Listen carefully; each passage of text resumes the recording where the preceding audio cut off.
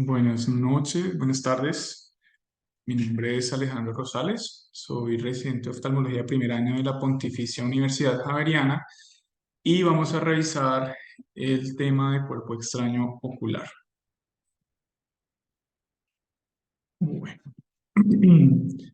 para iniciar, quise traer a colación unos datos sobre epidemiología.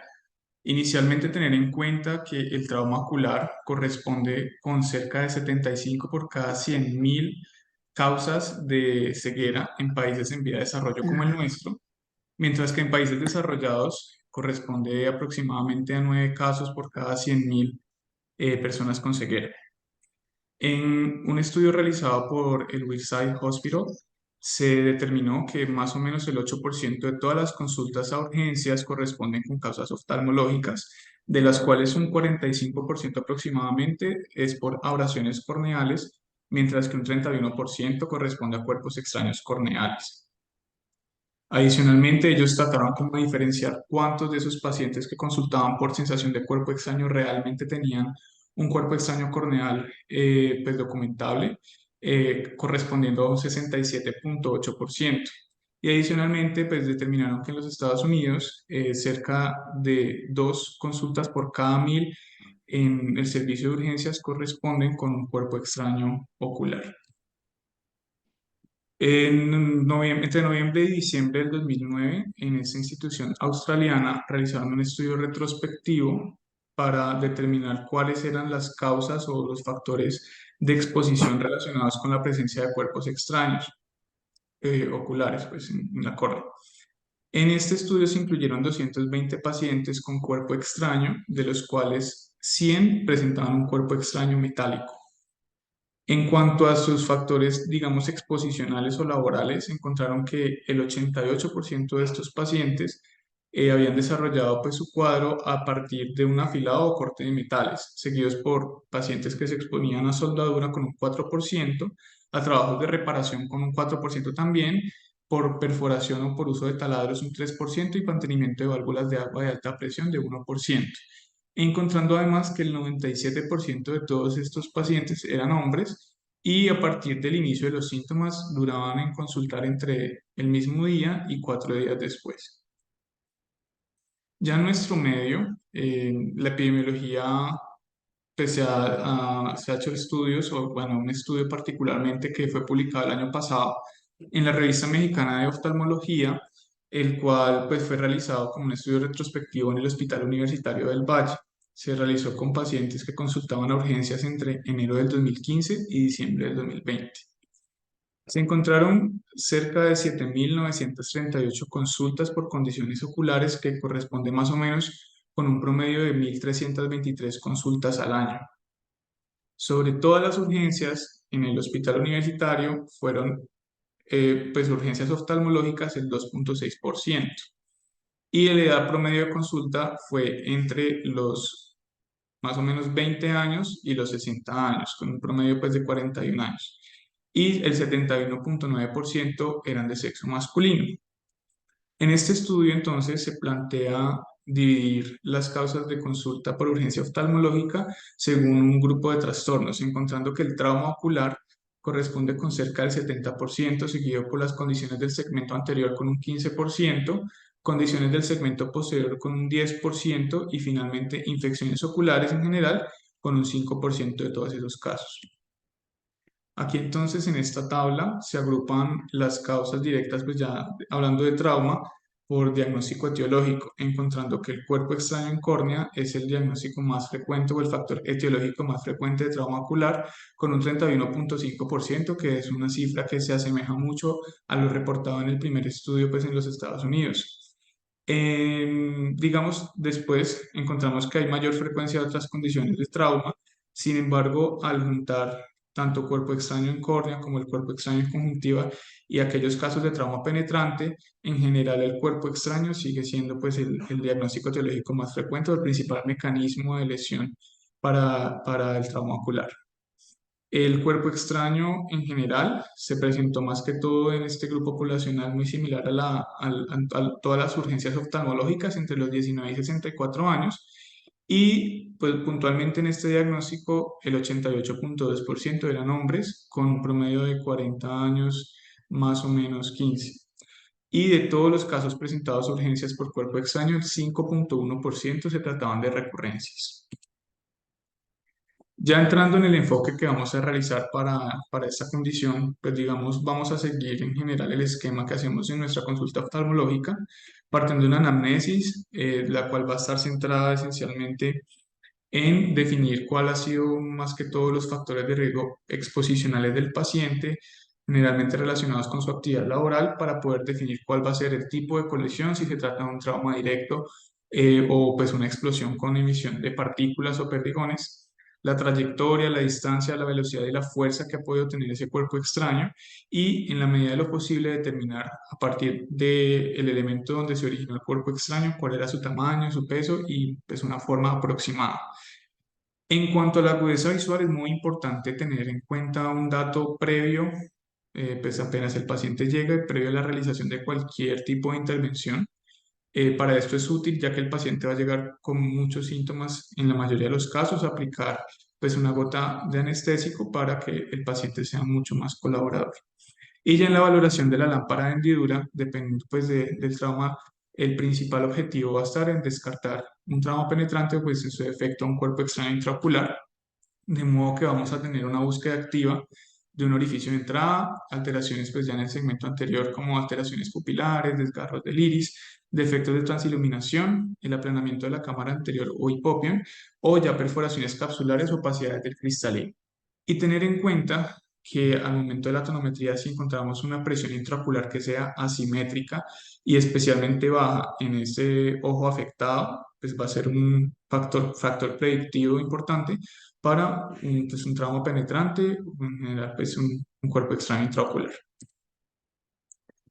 Los cuerpos extraños podemos diferenciar grandes rasgos según su localización en cuerpos extraños superficiales o cuerpos extraños intraoculares.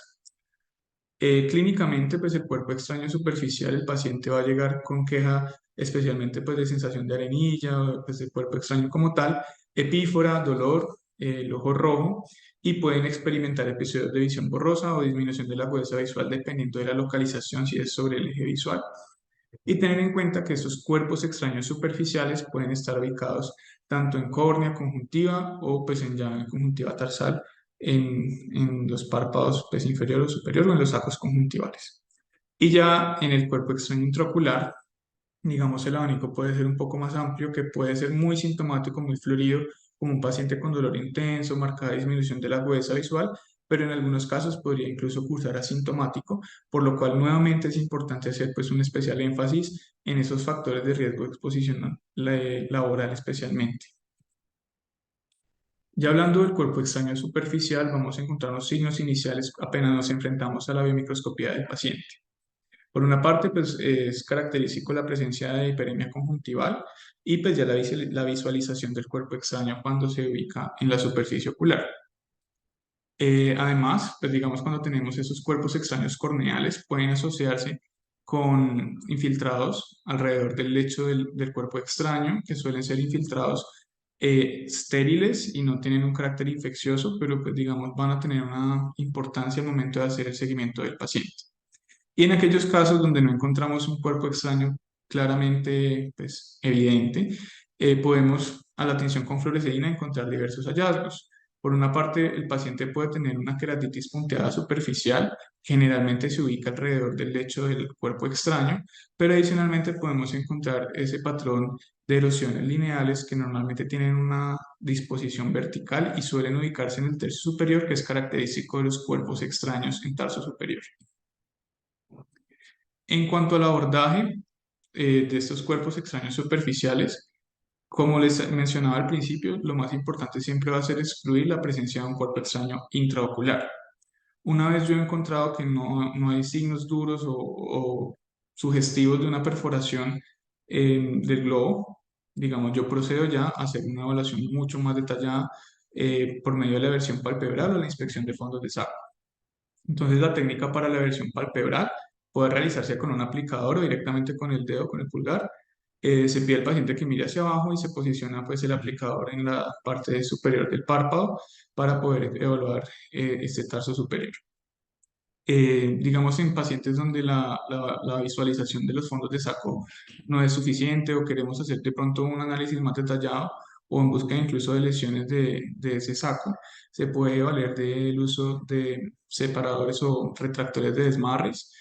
para pues hacer la tracción a partir de los sacos conjuntival inferior o superior según corresponda. En los pacientes que ya se presentan con laceraciones conjuntivales es muy importante hacer una exploración de la herida en búsqueda de una perforación escleral que ya sea más sugestiva pues, del trauma penetrante del cuerpo extraño intraocular y en aquellos que ya presentan pues o un trauma penetrante claro o la presencia de un cuerpo extraño con un amplio infiltrado epitelial o estromal anterior, hacer una toma pues como muy juiciosa de las dimensiones de ese infiltrado que pues además junto con la reacción que puede haber en la cámara anterior puedan orientar al seguimiento de ese paciente en cuanto a la evolución de signos sugestivos de un proceso infeccioso agudo. En cuanto a los cuerpos extraños subtarsales, normalmente corresponden con partículas de polvo, puede ser tierra, arena, que se localizan sobre la superficie tarsal. En muchos de los casos de eliminación de estos casos es espontánea con la película lagrimal, pero pues en algunos va a permanecer ahí incrustado ese cuerpo extraño y puede ser muy sintomático. El patrón patognomónico pues va a ser lo que veíamos ahora, el tipo de abrasiones o erosiones lineales que tienen con fluoresceína. Y cuando se tratan de estos cuerpos extraños con un borde espiculado, es más frecuente que se incrusten sobre la superficie tarsal, normalmente cuando se tratan de insectos o material vegetal, y pues en medida de esa adhesión profunda puede ser mucho más difícil el retiro de los mismos. Para la extracción o el retiro de estos cuerpos extraños conjuntivales, pues inicialmente tener en cuenta que el paciente para el confort y que sea colaborador administrar anestesia tópica. Cuando se tratan de cuerpos extraños que sean múltiples y que claramente estén sueltos, como partículas pequeñas, se puede incluso intentar con la irrigación, con una solución salina o soluciones balanceadas, el paciente ubicado en decúbito lateral, de modo que con la administración a presión del líquido pues salga este contenido de cuerpo extraño. Podemos hacer limpieza con aplicador. Estos casos aplican especialmente para cuerpos extraños únicos que estén localizados en conjuntiva vulvar o tarsal, que no estén, mejor dicho, ubicados en la córnea, ya que cuando se aplica pues alguna clase de fuerza con estos hisopos sobre la córnea puede aumentar los defectos epiteliales, entonces hay que tener muchísima precaución. Y pues también este tipo de maniobras, idealmente impregnar el aplicador con anestésico local. Cuando se tratan de esos cuerpos extraños profundos como el que hablábamos ahorita en la anterior diapositiva, lo ideal es hacer un pretratamiento con fenilefrina al 2,5% para evitar pues, que haya alguna clase de sangrado pues, ahí con el retiro del cuerpo extraño y dependiendo de la localización y si no es muy sintomático, dar una espera que disminuya un poco el proceso inflamatorio y al cabo de un control pueda hacerse la extracción. Es importante en la medida de lo posible hacer una comprobación del pH en los sacos conjuntivales, ya que cuando encontramos cuerpos extraños con múltiples partículas, podría relacionarse con explosiones por pólvora, entonces determinar que no puedan haber quemaduras oculares asociadas. Otro de los elementos importantes a tener en cuenta es cubrir al paciente con un antibiótico en una dosis pues, de 4 veces al día por 7 a 10 días y un lubricante que va a tener una importancia en cuanto al control sintomático y a la restauración de la superficie ocular. Y en esos casos de cuerpos extraños que sean inaccesibles o estén muy incrustados, pues más bien hacer un manejo expectante, como les decía, según la localización y que no tenga relación con alguna lesión importante en la superficie ocular y hacer la extracción cuando sea más seguro. En cuanto a los cuerpos extraños corneales, como mencionábamos al principio, la mayoría de esos cuerpos extraños van a ser de origen metálico. Estos se caracterizan por la presencia de un anillo de óxido, pues que corresponde con el depósito de partículas de hierro que van a ocasionar esas manchas características en el lecho del cuerpo extraño, de la abrasión o la zona de desepitelización. Es frecuente encontrar pues esa infiltración leucocítica alrededor del cuerpo extraño, como les decía, no corresponde con un carácter infeccioso y en algunos casos, dependiendo pues del grado de profundidad del cuerpo extraño, puede relacionarse con uveitis anterior que suele ser leve y que se caracteriza por una miosis irritativa y pues intensa fotofobia.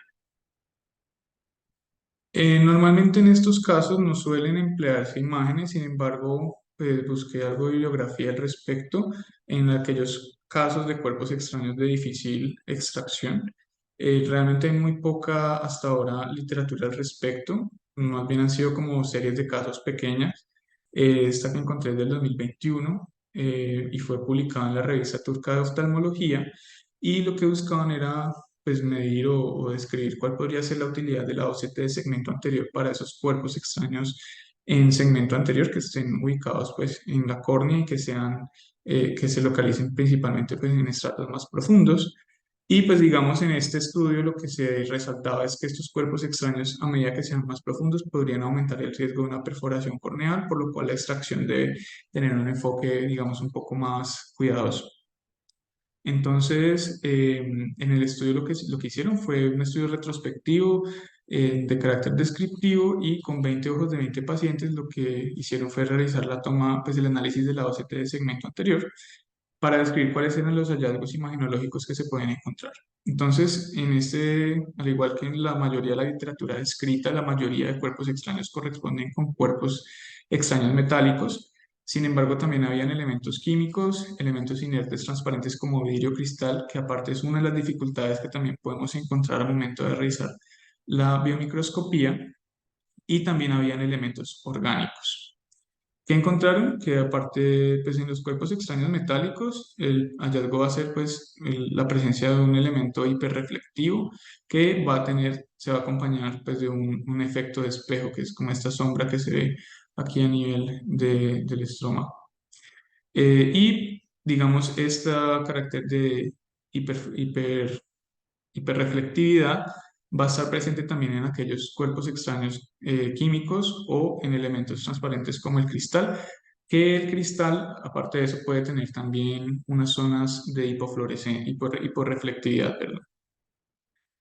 Concluyeron a partir de eso, los elementos orgánicos siguen siendo cuerpos extraños de difícil caracterización, incluso a través de las técnicas de imagen disponibles, y pues que se requiere hacer más estudios en cuanto a la utilidad de esas técnicas de imagen. Y en cuanto al manejo de estos cuerpos extraños corneales, la extracción, pues hay que tener en cuenta que las partículas metálicas que van a ser las más frecuentemente encontradas tienen un menor riesgo de infección al compararse con partículas orgánicas o con piedras. Vamos a tener en cuenta que igual, como hablábamos en la extracción de cuerpos extraños conjuntivales, siempre bajo anestesia tópica y ya vamos a disponer de diferentes herramientas para la extracción.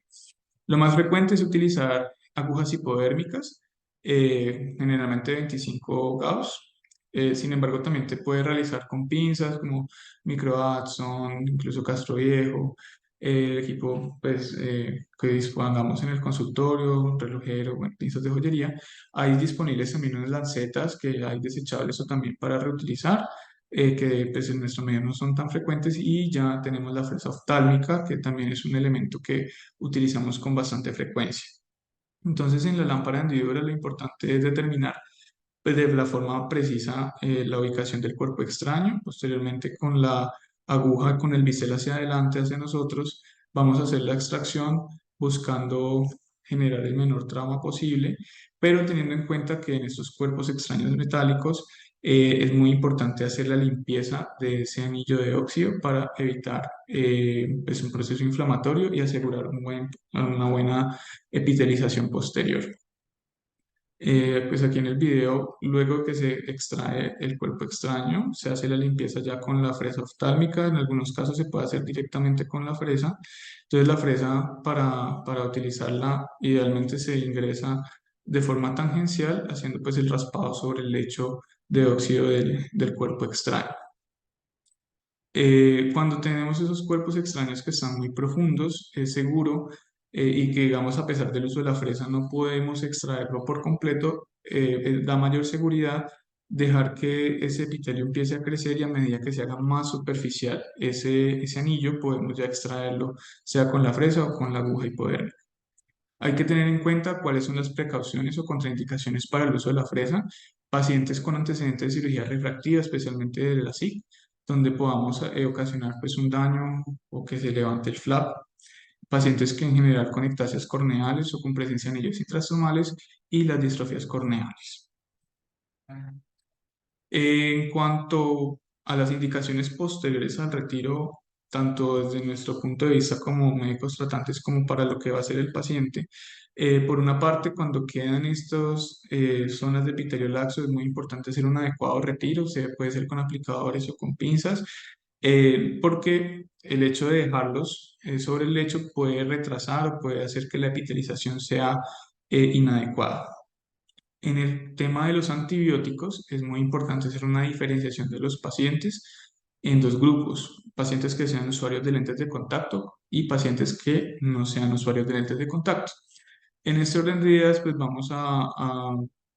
orientar el tratamiento en el cubrimiento de Pseudomonas aeruginosa, que es especialmente los pacientes usuarios de lentes. Y pues digamos en cuanto a las formas farmacéuticas tenemos tanto ungüentos como gotas, ambas son válidas. El ungüento pues supone algunas ventajas como puede ser el aumento o la mayor permanencia sobre la superficie ocular, tiene una buena disponibilidad en la película lagrimal y pues como efecto indeseable pues es el tema de la visión borrosa. En cuanto al tipo de antibiótico, idealmente debe ser libre de esteroides, al menos en los primeros días, ya que pues, se ha encontrado que el uso de los glucocorticoides puede retrasar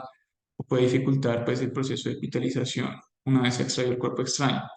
En cuanto a los ungüentos, pues en nuestro medio tenemos el polixinogena, que es bacitracina con polimixina, el Curamed, que son los mismos componentes, y el Ocuplus, que es polimixina con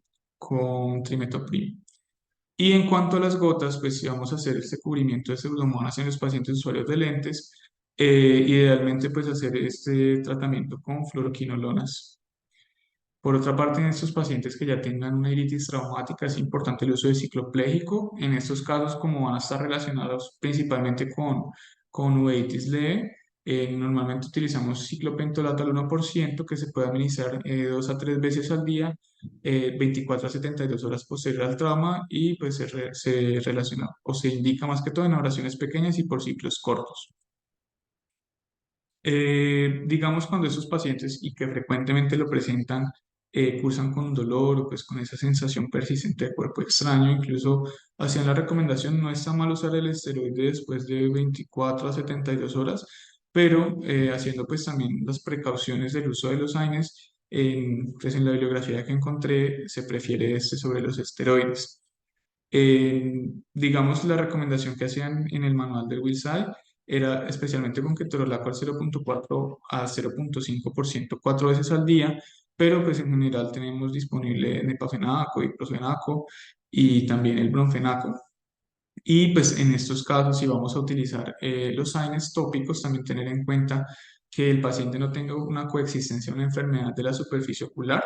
dado pues también el riesgo de melting corneal y pues que también van a ser ciclos cortos, idealmente unos 3 días máximo. El uso de los parches oculares, una vez hemos retirado el cuerpo extraño, debe ser cuidadoso, tener en cuenta que si este parche está mal posicionado podemos ocasionar una abrasión grave que pueda empeorar el cuadro del paciente y pueda predisponerlo a una infección poco complicada. Y cuando el paciente tenga un lente de contacto y esa abrasión pueda estar relacionada, pues lo ideal es no ocluir con parche. Hay que tener en cuenta también cuáles van a ser las indicaciones para cultivar ese lecho del cuerpo extraño. Por una parte, pues pacientes con una marcada reacción en la cámara anterior, que veamos un Tyndall, un flare positivos, que sean bastante intensos. Pacientes que tengan exudación conjuntival o incluso la presencia de hipopión, también tienen indicación para hacer cultivo de esa lesión cuando tengamos una inyección conjuntival extrema o un dolor que sea desproporcionado. Este caso son dos casos que he visto en urgencias, ambos son cuerpos extraños que fueron extraídos acá. Y pues si bien son bastante diferentes, pues podemos ver que hay un defecto importante en la marcada hiperemia y en este caso pues fue un paciente que fue progresando, lastimosamente tuvo una sobreinfección micótica, pues vemos claramente esos infiltrados plumosos, un borde irregular del efecto epitelial y pues un adelgazamiento importante con una ulceración marcada. Este hipopión bastante grande, el paciente originalmente pues se hizo todo el manejo de amplio espectro, se realizó un recubrimiento conjuntival, pero terminó en trasplante de córnea en caliente. Cuando, a pesar de pues, todo el enfoque que ya hemos hecho, sospechamos que haya un cuerpo extraño intraocular o intraorbitario, aquí vamos a encontrar la utilidad de las técnicas de imagen. Entonces, digamos, disponemos de diferentes herramientas. Por una parte, la radiografía simple nos va a permitir básicamente identificar cuerpos extraños que sean radiopacos. La mayoría de los casos van a ser aquellos metálicos, en algunos casos también materia orgánica como madera, pero en general en todas las técnicas de imagen estos cuerpos extraños orgánicos van a ser los que tienen la mayor dificultad para ser identificados. En la ecografía ocular tipo B vamos a encontrar uno, hacer la salvedad de que el aire intraocular puede simular la presencia de cuerpo extraño. Cuando tengamos casos donde el segmento anterior no pueda ser valorado fácilmente, sea por opacidad de medios o por una intensa reacción de la cámara anterior, va a tener indicación la realización de una ultrabiomicroscopía. Y tener en cuenta que en aquellos pacientes donde, aparte de la sospecha en general del cuerpo extraño intraocular, sospecho de un defecto anterior, pues por el trauma penetrante, no se debe realizar esta ecografía por el riesgo de extrusión del contenido ocular. En general, al tener en cuenta que la mayoría de los casos corresponden con cuerpos extraños metálicos, debemos evitar la resonancia magnética y el gol estándar o el estudio con la mayor sensibilidad va a ser la tomografía de órbita y de cráneo, la cual, pues comparada con radiografía y con ecografía, es la que ofrece los mejores resultados. Al tratarse pues, de una condición con la identificación limitada del cuerpo extraño, siempre debe hacerse una mención explícita para el radiólogo para hacer la búsqueda activa del cuerpo extraño a nivel pues, del globo ocular o de la cavidad orbitaria y pues que estos materiales, y tanto orgánicos como algunos inertes como el plástico o el vidrio, en la fase aguda del trauma van a ser muy difíciles de identificar. Y hablando propiamente del cuerpo extraño intraocular, hay que tener en cuenta que la contaminación con tierra o el material vegetal son las condiciones que mayormente se asocian con infecciones moderadas a graves. Vamos a tener en cuenta que la presencia de un cuerpo extraño intraocular va a tener efectos mecánicos sobre las diferentes estructuras del globo ocular que pueden ir desde la formación de una catarata por la lesión capsular hasta la licuefacción vítrea o el desarrollo de hemorragias y desgarros retinales. Es muy importante en todos los casos pues, la profilaxis antibiótica intravítea y pues tener en cuenta que si no ubico pues, el cuerpo extraño a nivel del segmento anterior, es posible que esté en el segmento posterior. En estos casos, el cuerpo extraño se puede clasificar con base en la reacción inflamatoria que pueda ocasionar o en la composición del cuerpo extraño. Encontramos que aquellos relacionados con la reacción inflamatoria más severa son aquellos que tienen un potencial de encapsulamiento en las primeras 24 horas, que pueden ser tanto magnéticos como no magnéticos. En los magnéticos, pues el más importante o el más frecuente son el acero y el hierro, pero también está el estaño, y en los no magnéticos está el cobre y la materia vegetal. Y pues tenemos una imagen de una OCT de segmento posterior donde vemos un cuerpo extraño. Este ya es un caso crónico, pero pues digamos aquí en el corte transversal de la tomografía, pues vemos que ya se trata de un cuerpo extraño encapsulado. En cuanto a los cuerpos extraños relacionados con reacción inflamatoria leve, tenemos igualmente magnéticos y no magnéticos. En los magnéticos está el níquel y los no magnéticos el cobre, que como podemos ver puede ocasionar una reacción inflamatoria tanto severa como leve, y también la materia vegetal con el mismo potencial de respuesta inflamatoria. Y por último están los cuerpos extraños inertes, que son los que tienen menor potencial tóxico, donde están aquellos compuestos por carbono, oro, vidrio, plomo, yeso, platino, porcelana, caucho, plata y piedra, y el latón, que es una aleación que está hecha principalmente de cobre y de zinc, pero esta va a tener una poca toxicidad en la retina. Tener muy en cuenta que no siempre pues, estos cuerpos extraños van a tener un único componente y por tanto pues, hay que considerar la reacción relacionada con el recubrimiento o con aditivos químicos Y en nuestro medio donde pues, la violencia es tan frecuente que las balas y perdigones tienen una composición de entre 80 y 90% de plomo y hasta un 10 a 20% de hierro. En cuanto a los signos sugestivos de un cuerpo extraño intraocular, lo que nos vamos a encontrar en la biomicroscopía, por una parte puede ser edema epitelial o edema pues, microquístico, que viene siendo lo mismo. Cuando encontremos esto, siempre hay que sospechar la presencia de un cuerpo extraño a nivel de el ángulo de la cámara anterior, por lo cual debe hacerse una conioscopía muy cuidadosa para evitar lesionar la malla trabecular. Por otra parte, cuando nos encontramos con orificios de entrada, pues ya lesiones del iris con protrusión a través de un orificio en, en el limbo, pues en cualquier localización de la córnea. Y ya pues cuando encontramos una laceración, hacer una búsqueda activa de salida del humor acuoso, que corresponde con el signo de Seidel. Aquí podemos ver pues la presencia de esa laceración temporal superior, que a la tinción con fluoresceína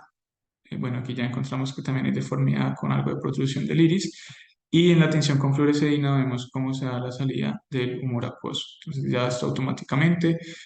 nos orienta un trauma penetrante y debemos hacer la búsqueda activa del cuerpo extraño intraocular. En cuanto al manejo inicial, estos pacientes con cuerpo extraño intraocular idealmente deberían estar hospitalizados. Estos pacientes una vez llegan al servicio de urgencias deben suspenderse por completo la vía oral hasta que sea llevado a reparación del defecto.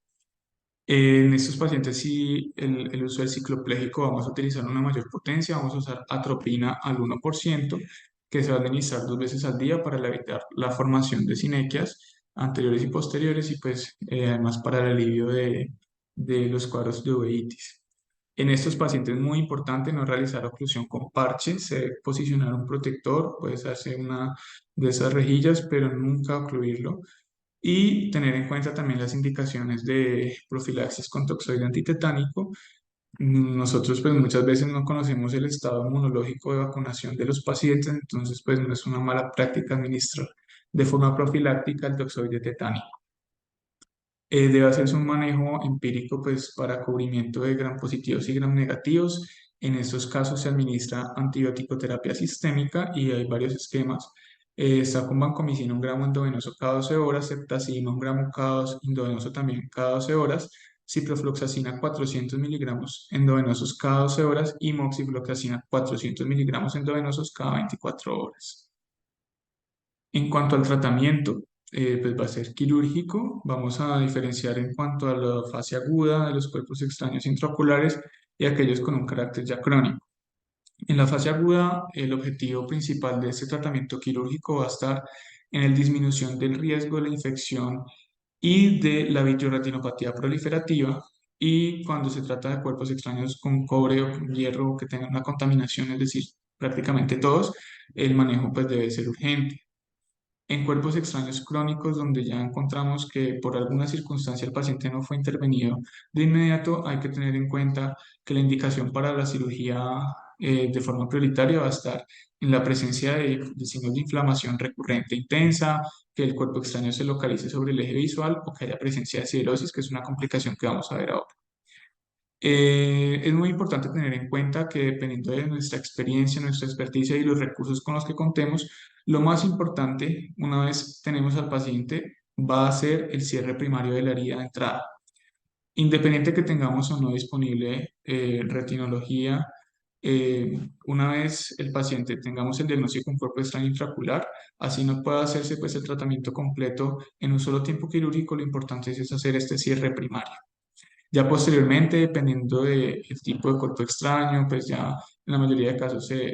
podría requerir una esterectomía parsplana, pero pues el manejo definitivo ya se va a definir posteriormente. Entonces hay diversas técnicas, como les decía, dependiendo del tipo de cuerpo extraño.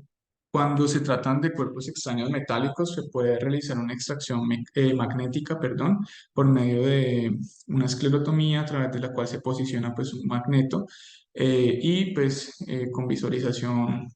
por vía pars plana se puede hacer o la guía con pinzas o directamente pues ya la extracción con el magneto. En estos casos puede ser necesaria la realización de un cerclaje escleral, ya que estos pacientes tienen un mayor riesgo de desprendimiento de retina. Y pues ya la otra forma es en aquellos cuerpos extraños de otras composiciones, puede hacerse la extracción vía pars plana o por el limbo esclerocorneal cuando se ubican en el segmento anterior. Aquí pues vemos que se hace una extracción con pinzas, esto es un cuerpo extraño de vidrio. Y aquí está la técnica para extracción por medio del limbo esclerocorneal, también con pinzas, pero es un cuerpo extraño que está localizado en el segmento anterior. El seguimiento de estos pacientes, entonces, normalmente, como les decía, deberían estar hospitalizados. Durante el posoperatorio hay que verificar que no haya presencia de signos inflamatorios o infecciosos agudos.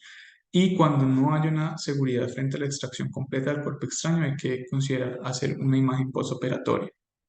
Una vez el paciente egresa o vamos a hacer el seguimiento ambulatorio, ese seguimiento va a ser por mucho tiempo, varios años, ya que puede haber la aparición de una respuesta inflamatoria incluso varios años después. Por algunas circunstancias, en algunos casos, se puede dejar el cuerpo extraño intraocular o cuando no se hace ese cierre primario como hablábamos ahorita. Entonces, en estos casos, lo ideal es hacer, una vez sea seguro, pues ante un bajo riesgo de extrusión del contenido ocular, hacer o de infección, o hacer un electroretinograma lo antes posible y realizar el seguimiento de estos pacientes con este estudio de forma periódica. Ya para finalizar, entonces vamos a hablar de las dos complicaciones más frecuentes, o no más frecuentes, pero sí más severas, podría decirse, del cuerpo extraño intraocular, excluyendo pues la endoftalmitis. Una es la calcosis, que digamos comparada con la otra es menos severa. Esta corresponde con la presencia pues, de cuerpos extraños que tengan un contenido de cobre, pero también se puede presentar en algunos casos de cuerpos extraños con aleaciones, como puede ser el bronce. Entonces, lo más frecuente de encontrar y que va a ser como uno de los motivos que el paciente va a diferenciar más tempranamente es el depósito de ese cobre disociado en la parte periférica del iris, lo cual pues asemeja mucho la enfermedad de Wilson con la formación de los anillos de Kaiser-Fleischer. Adicionalmente, ese cobre disociado puede depositarse tanto en cápsula anterior como posterior del cristalino y formar una catarata con un patrón de girasol. Y en los casos más severos, esta complicación puede simular una endoftalmitis severa que podría progresar hasta tisis bulbi. En muchos de los casos puede haber depósito retinal, se ve como placas doradas, pero el cobre, a diferencia del hierro, no tiene potencial retinotóxico, entonces no es un hallazgo que sea de gravedad. Ya para terminar, entonces, tenemos la siderosis, que sí es una complicación mucho más grave. En esta lo que sucede es que hay una disociación del hierro que va a depositarse en las estructuras epiteliales del ojo y va a tener un efecto de toxicidad sobre los sistemas enzimáticos. Entonces, este hierro que normalmente va a tener pues como una conformación terciaria, va a entrar en contacto con el agua y va a formar radicales libres hidroxilo. Este hierro entonces va a empezar a interactuar con una enzima que es la apoferritina, que es básicamente una enzima de transporte del hierro y la va a saturar por completo, de modo que van a quedar iones de hierro libre que van a afectar directamente los fotorreceptores en la retina. A nivel de los fotorreceptores, pues esta acumulación del hierro va a interferir en los procesos enzimáticos de los lisosomas y esto pues va a terminar en una alteración en cuanto a los mecanismos de transmisión de los fotorreceptores, ocasionando su apoptosis y aparte también puede ocasionar cambios en el nivel del epitelio pigmentario de la retina. Tener en cuenta que esta siderosis se puede presentar a partir de los 18 días del trauma inicial hasta varios años después del cuerpo extraño. En cuanto a las manifestaciones clínicas de la siderosis, el paciente va a quejarse de nictalopia y disminución en la discriminación del color por ese efecto citotóxico a nivel de los fotorreceptores, especialmente de conos. El paciente puede experimentar una disminución progresiva de la agudeza visual y ya vamos a encontrar diferentes alteraciones en la biomicroscopía y en el fondo de ojo. En cuanto al cristalino, puede aparecer una catarata capsular anterior, donde se va a caracterizar pues, por unos depósitos radiales o pues también esos depósitos cafés a nivel del cristalino. Lo más frecuente y digamos uno de los síntomas cardinales o principales que el paciente va a empezar a notar es la heterocromía, que se va a dar porque en el ojo afectado va a aparecer una tinción rojiza a nivel del iris o marrón que va a ser asimétrica respecto al ojo contralateral. A nivel de la retina, pues el paciente puede desarrollar una retinopatía pigmentaria, donde vamos a encontrar una atrofia del epitelio pigmentario en general de la retina. Y adicionalmente, ese depósito del hierro disociado puede hacerse a nivel de la malla trabecular, donde pues aparte del proceso inflamatorio como tal, que también podría relacionarse con producción de un humor acuoso con alto contenido de albúmina, tiene el potencial de aumentar la presión intraocular y ocasionar grados importantes pues, de daño a nivel del nervio óptico. Estos casos de glaucoma relacionados con cirrosis suelen ser de más difícil manejo y suelen ser necesario ya la realización de cirugía filtrante. En cuanto al manejo de esta complicación, como les digo, es la más severa, se ha evaluado, pues digamos, el uso de agentes quelantes, como es la de feroxamina, eh, lo cual, pues, estos medicamentos actúan es removiendo esos iones de hierro libre, pero lo importante aquí es entender que al ser iones libres no tienen como ese mismo efecto cuando ya el ion de hierro ha sido almacenado a nivel de las células, tanto de fotorreceptores como el epitelio pigmentario o de las diferentes células epiteliales. Para eso entonces se han realizado estudios. Eh, pues se hizo un estudio donde se empleó gotas de feroxamina al 10%, pero no se encontró ninguna mejoría clínica y pues se encontró que más allá de brindar un beneficio, es mayor el riesgo de toxicidad por deferoxamina, que a nivel sistémico, pues lo principal es encontrar aplasia medular y a nivel ocular, paradójicamente, puede ocasionar mayor atrofia de los fotorreceptores y del epitelio pigmentario de la retina, por lo cual no se recomienda el uso de este medicamento. En el caso de la siderosis, pues el manejo va a ser la extracción del cuerpo extraño. Cuando tenemos estos cuerpos extraños intraoculares crónicos, pues vamos a diferenciar si tenemos alteraciones del electrorretinograma o si no los hay, o pues ya la presencia de estos signos inflamatorios. Cuando no tenemos alteraciones del electrorretinograma, la cirugía se puede retrasar o puede pues, hacerse como ese manejo expectante en la medida que el cuerpo extraño sea subretinal o que tengamos un cristalino claro donde no haya una clara interferencia en la agudeza visual del paciente. Y tener en cuenta pues, que en estos cuerpos subretinales o que están encapsulados, ese tejido fibrótico no es una condición que prevenga el desarrollo de la siderosis. Como les dije, la presencia de esta complicación puede ser amplia durante el tiempo después del cuerpo extraño intraocular. Una vez tengamos una siderosis como tal instaurada, la indicación va a ser la extracción del cuerpo extraño, que finalmente va a ser la única intervención que va a tener un impacto en cuanto a la agudeza o al desarrollo funcional de la visión en estos pacientes. Si tenemos un paciente que definitivamente no se quiere someter a cirugía, pues ser claros en cuanto a la expectativa visual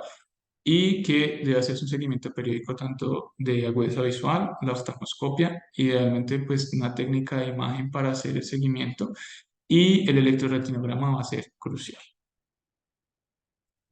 Y eso sería todo. No sé si hay alguna duda.